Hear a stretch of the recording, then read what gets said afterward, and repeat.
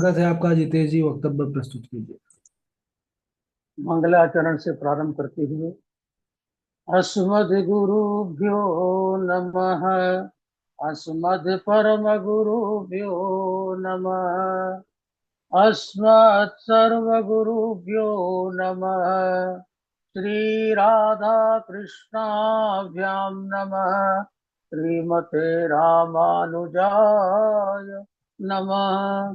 लंबोदरं परमसुन्दरमेकदन्तं पीताम्बरं त्रिनयनं परमं पवित्रम् उदयति वाकरनिभो ज्वलकान्तिकान्तं विघ्नेश्वरं सकलविघ्नहरं नमामि।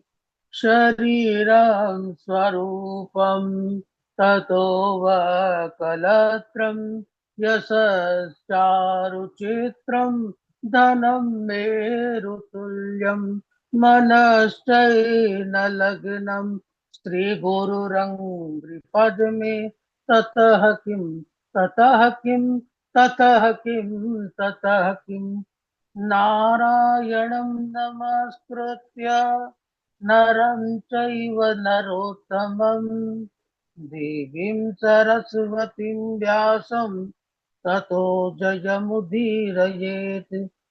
जयतु जयतु देवो देवकी नन्दनोऽयं। जयतु जयतु कृष्णो वृषणवंश प्रदीपः। जयतु जयतु मेघ श्यामलः कोमलाङ्गम्। जयतु जयतु पृथ्वी भारनाशो मुकुन्द। कृष्ण त्वदीयपदपङ्कजपञ्जरान्ते अद्वैवमे विशतु मां न स राजहंसः। प्राणप्रयाणसमये कफवातपित्तैः कण्ठावरोदनविधौ स्मरणं कुतस्ते। बर्हापीरं नटवरवपुः कर्णयो कर्णिकारम् बिभ्रद्वासः कनककपिशं वैजयन्तीं च मालाम् पुरन्दराडवेणुरधरसुधया पूर्णयं गोपवृन्दैः वृन्दारण्यं स्वपदरमणं प्राविशदगीतकीर्तिः। करारविन्देन पदारविन्दं मुखारविन्दे विनिवेशयन्तम् वटस्य पत्रस्य पुटीशयानं बालं मुकुन्दं मनसा स्मरामि। रामाय रामभद्राय रामचन्द्राय वेधसे रघुनाथाय नाथाय सीतायां पतये नमः। अञ्जनानन्दनं वीरं जानकी शोकनाशनं कपीशमक्षहन्तारं वन्दे लङ्काभयङ्करम्। मूकं करोति वाचालां पङ्गुं लङ्घयते गिरिं यत्कृपातमहं वन्दे परमानन्दमाधवम्। भक्त भक्ति भगवंत गुरु चतुर्नाम वपुवेक। इनके पद बंधन किए नासत विघ्न अनेक। बोले वृंदावन बिहारी लाल की जय। श्री भागवत महापुराण की जय। श्री सुखदेव भगवान की जय। अनंत कोटि ब्रह्मांड नायक अचिंत्य कल्याण गुणगण निधान सर्वेश्वर सर्वाधिपति अकारण करुणा वरुणालय अकारण करुणा कारक सकल जन्य कल्य शापहारक अनंत कोटि कंधर्प दलन जटियान निर्गुण निकान निर्गुण निराकार सगुण साकार जगदैक बंधु करुणैक सिंधु सच्चिदानंदघन परमात्मा सर्वेश्वर परमेश्वर अखिलेश्वर नंद नंदन यशोदानंदन ब्रज नंदन वृंदावनेश्वर भगवान श्री कृष्ण एवं उनकी आह्लादनी शक्ति राधा रमण बाधा हरण वृषभानु नंदिनी राधा वल्लभ राधा रमण वृंदावनेश्वर उनके चरणारविंदों में दास का बारंबार नमन। समुपस्थित भगवत भक्त भागवत कथा अनुरागी सज्जनों भक्तिमय मातृशक्ति भजनी भागवत। भगवान श्री कृष्ण की अपार करुणा कृपा द्वारा हम राम देशिक प्रशिक्षण केंद्र से श्रीमद् भागवत की पारायण की तैयारी कर रहे। इस प्रकार इस परमहंसों की संहिताओं को कथा के रूप में प्रसंग भक्तिमय रूप में वर्णन करते हैं। यह वांग्मय प्रत्यक्ष भगवान श्री कृष्ण की मूर्ति, इसको किस प्रकार कथा के रूप में वर्णन किया करते हैं, हम इसका वक्तव्य प्रस्तुत करते हैं। सभी सज्जनों भगनी बांधवों के हृदय के गुहा में विराजमान उस परमात्मा को प्रणाम करते हुए सिया राम मैं सब जग जानी करऊं प्रणाम जोर जुग पानी। आइए संकीर्तन करते हैं। जय राधे जय कृष्ण जय हो वृंदावन, जय राधे जय कृष्ण जय हो वृंदावन, जय राधे जय कृष्ण जय हो वृंदावन, जय राधे जय कृष्ण जय हो वृंदावन। यमुना तट राधा बंशी भट मोहन, जय राधे जय कृष्ण जय हो वृंदावन। यमुना तट राधा बंशी वट मोहन, जय राधे जय कृष्ण जय हो वृंदावन। गौर वरण राधा श्याम वरण मोहन, गौर वरण राधा श्याम श्याम वरण मोहन, जय राधे जय कृष्ण जय हो वृंदावन। गौर वरण राधा श्याम वरण मोहन, जय राधे जय कृष्ण जय हो वृंदावन। नूपुर धुन राधा मुरली धन मोहन, नूपुर धुन राधा मुरली धुन मोहन, जय राधे जय कृष्ण जय हो वृंदावन। नूपुर धुन राधा मुरली धुन मोहन, जय राधे जय कृष्ण जय हो वृंदावन। बरसाने राधा वृंदावन मोहन, बरसाने राधा वृंदावन मोहन, जय राधे जय कृष्ण जय हो वृंदावन। बरसाने राधा वृंदावन मोहन, जय राधे जय कृष्ण जय हो वृंदावन। संतों का मन राधा भक्तों का मन मोहन, संतों का मन राधा भक्तों का मन मोहन, जय राधे जय कृष्ण जय हो वृंदावन। संतों का मन राधा भक्तों का मन मोहन, जय राधे जय कृष्ण जय हो वृंदावन। जय जय राम कृष्ण हरि, जय जय राम कृष्ण हरि, जय जय राम कृष्ण हरि, जय जय राम कृष्ण हरि। जय राधे जय कृष्ण जय हो वृंदावन, जय राधे जय कृष्ण जय हो वृंदावन।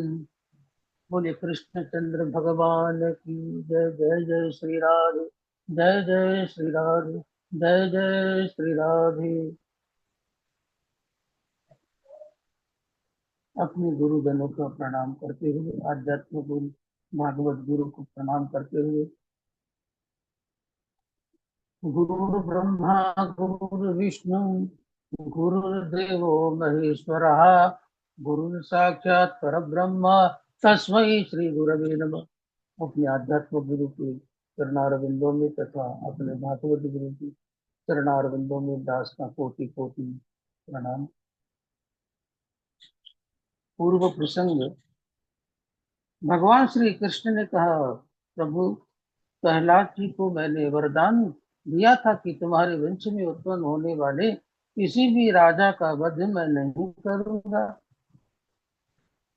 इसकी मैंने भुजा यह इसलिए काटी क्योंकि इसको अपनी भुजाओं का अभिमान था। तब इसकी मात्र 4 भुजाएं हैं। अब यह वैष्णव है, यह आपका पार्षद हो गया।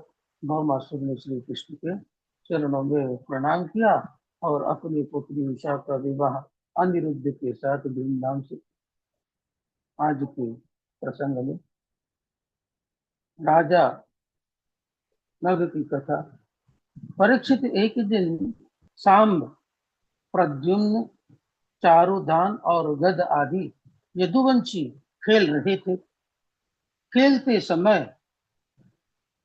उन्हें जोर की प्यास लगी। वह कुएं के पास गए और कुएं के अंदर एक विशाल गिरगिट को देखा तो उसे निकालने का बड़ा प्रयास किया, परंतु जब वह नहीं निकला तब उन्होंने श्री कृष्ण से कहा। श्री कृष्ण उस गिरगिट को बाएं हाथ से बाहर निकाल। भगवान का स्पर्श पाते ही वह गिरगिट दिव्य पुरुष के रूप में प्रकट हो गया। श्री कृष्ण ने पूछा, तुम कौन हो और इस दशा को कैसे प्राप्त हुए? तब पुरुष ने कहा, निर्गो नाम नरेन्द्रोह निक्षुवाकुन्तयः प्रभु, दान स्वाख्यायमानुषु यदीपे कर्म संस्पर्शम। प्रभु, मैं इक्ष्वाकु वंश में उत्पन्न हुआ इक्ष्वाकु का पुत्र राजा नृग हूँ। यदि आपने दानियों के नाम सुने हैं तो मेरा भी नाम आपको आपके कानों में अवश्य आया होगा। प्रभु, भालू में जितने कण होते हैं, आकाश में जितने तारे होते हैं, वर्षा में जितनी बूंदें होती हैं, उतनी ही गायों का मैंने दान किया है। वह भी कोई साधारण गाय नहीं थी। सब गाय दूध देने वाली थी और सुंदर नौजवान कपिला थी। उनके खुरों को मैंने चांदी से मढ़वाया था तथा सोने से सींगों को मढ़वाया था। अनेकों प्रकार से वस्त्र आभूषणों से अलंकृत थी। उन गायों का मैं दान किया करता था। पर एक दिन मैंने एक ब्राह्मण को गाय दान दी और वह गाय आकर पुनः मेरे गोवंश में मिल गई और उसी को मैंने दूसरे ब्राह्मण को दान दिया। और जब वह दूसरा ब्राह्मण उस गाय को लेने आया था और लेकर जाने लगा तो ब्राह्मण मिल गया और कहने लगा, यह गाय मेरी है। दोनों जब वाद विवाद करने लगे तो वह मेरे पास आए। मैं उनका सही निर्णय नहीं कर सका, जिससे दोनों ब्राह्मण गाय को छोड़ जाने लगे। और जब कालांतर में मेरी मृत्यु हुई, यमराज ने पूछा, पहले तुम पाप भोगना चाहते हो या पुण्य में पुण्य? मैंने कहा, पहले मैं पाप भोगना चाहता हूँ। जैसे मैंने कहा तो यमराज ने कहा, गिर जाओ, और मैं गिरगिट बन गया। लेकिन प्रभु, मैं आपकी कृपा से मुक्त हो गया। राजा नृग ने भगवान श्री कृष्ण के चरणों में प्रणाम किया और वहां से चले गए। राजा नृग के चले जाने पर भगवान श्री कृष्ण ने अपने बालकों को बुलाया और उन्हें शिक्षा देते हुए कहने लगे, नाहं हलाहलं मन्ये विषम यस्य प्रतिक्रिया, ब्रह्मस्त्वं हि विषम प्रोक्तम नास्य प्रतिविदुर्भुवि। मैं हलाहल विष को विष नहीं मानता, और क्योंकि उसकी दवा हो सकती है, परंतु जो ब्राह्मणों का अपराध करता है, उसके धन का हरण करता है, संसार में उसे बचाने वाली कोई औषधि नहीं। जहर मात्र पीने वाले को ही मारता है, परंतु जो ब्राह्मणों के धन का हरण करता है, उसका संपूर्ण कुल जलकर नष्ट हो जाता है। जो राजा राज्य मद में अंधे होकर ब्राह्मणों का धन हड़पना चाहता है, वह तो जानबूझकर अपने नरक में जाने का रास्ता साफ कर रहा है। स्वधतां परधतां वा ब्रह्मवृत्तिं हरे च यः षष्टिवर्षसहस्राणि निष्ठायां जायते कृमिः। क्योंकि कहा गया है, जो मनुष्य अपने द्वारा दी हुई अथवा दूसरों के द्वारा दी हुई ब्राह्मणों की वृत्ति का हरण करता है, वह 60,000 वर्षों तक विष्ठा का कीड़ा बनता है और उसके बाद भयंकर नरक को भोगता है।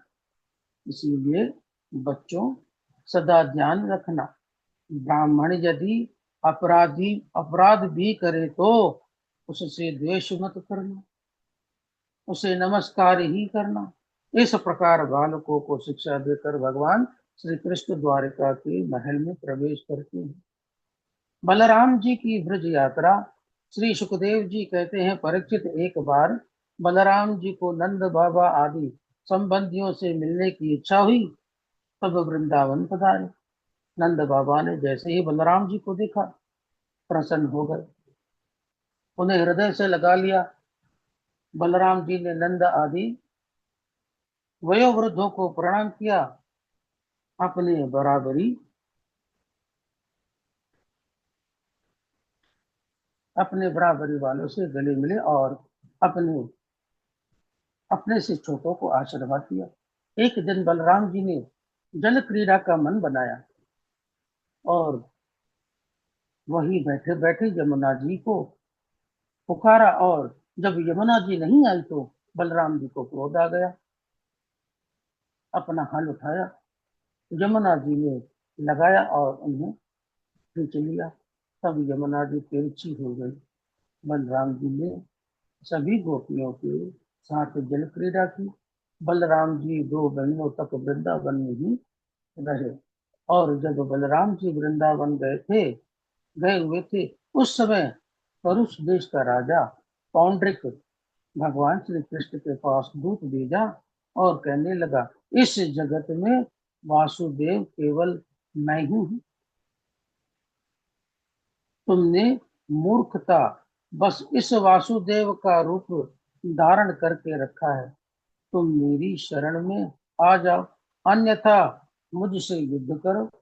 भगवान श्री कृष्ण ने जैसे ही यह सुना तो अपनी सेना लेकर काशी पर आक्रमण कर दिया। पौंड्र की 4 भुजाओं को धारण करके गरुड़ के चिन्ह के अंकित रथ में बैठकर युद्ध करने आया। श्री कृष्ण ने जब उसका छलिया रूप देखा तो हंसने लगे।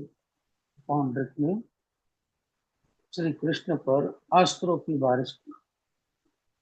श्री कृष्ण ने उसके अस्त्र शस्त्र सभी को नष्ट कर दिया और अपने चक्र सुदर्शन का स्मरण किया और उसका गोविंदाय नमो नमः कर दिया। पौंड्रिक के मारे जाने पर उसका मित्र काशी नरेश युद्ध करने आया। श्री कृष्ण ने उसका सिर धड़ से अलग कर दिया और द्वारिका लौट आए। सुदक्षिण ने अपने पिता की मृत्यु का समाचार सुना तो अभिचार विधि से यज्ञ किया, जिसमें जिसमें से अग्नि से एक कृतिका उत्पन्न हुई। दसों दिशाओं को जलाते हुए वह द्वारिका गई। वहां के रक्षक सुदर्शन चक्र ने उसे देखा तो उसका मुंह कुचल दिया। भयभीत हो कृत्या काशी में आई और ऋतुजों के सहित सुदक्षिण को जलाकर भस्म कर दिया। श्री सुखदेव जी कहते हैं, परीक्षित, भौमासुर का मित्र विविध नाम का वानर था। जब उसने अपने मित्र भौमासुर की मृत्यु का समाचार सुना तो द्वारिका में आकर उत्पात मचाने लगा, नगरों को नष्ट करने लगा। बलराम जी बैठे हुए थे तो बलराम जी पर प्रहार किया। बलराम जी को क्रोध आ गया। बलराम जी ने अपना हल उठाया और उसका भी गोविंदा नमो नमः हो गया। परीक्षित, जाम्बवती नंदन सांब ने स्वयंवर से अकेले ही दुर्योधन की पुत्री लक्ष्मणा का हरण कर लिया, जिससे कौरवों ने छल पूर्वक सांब को बंदी बना लिया। नारद जी के द्वारा जब यह संदेह संदेश बलराम जी को मिला, बलराम जी हस्तिनापुर पधारे और दुर्योधन से कहने लगे, तुमने जो सांब के छल पूर्वक बंदी बनाया है, तुम उसे छोड़ दो, मैं तुम्हारे अपराध को क्षमा कर दूंगा। बलराम जी के इस प्रकार कहने पर भी दुर्योधन ने सांब को छोड़ने से मना कर दिया। बलराम जी को क्रोध आ गया। उन्होंने अपने हल को उठाया और हस्तिनापुर को खींचकर यमुना के ऊपर लाया, जिससे सारी हस्तिनापुर यमुना जी के ऊपर उतारने लगी। दुर्योधन भयभीत होकर बलराम जी की शरण में आ गया और हाथ जोड़कर स्तुति करने लगा। राम राम खिलाधार प्रभावं विधाम विदामते मूढ़ानां न कुबुद्धीनां क्षन्तुमर्हस्याति क्रमम्। हे अखिल जगत के आधार, हम आपके प्रभाव को नहीं समझ सके, आप हमारे इस अपराध को क्षमा कर दीजिए। दुर्योधन ने सांब के साथ अपनी पुत्री लक्ष्मणा का विवाह किया और बहुत दहेज देकर विदा किया। बोले कृष्णचंद्र भगवान की जय।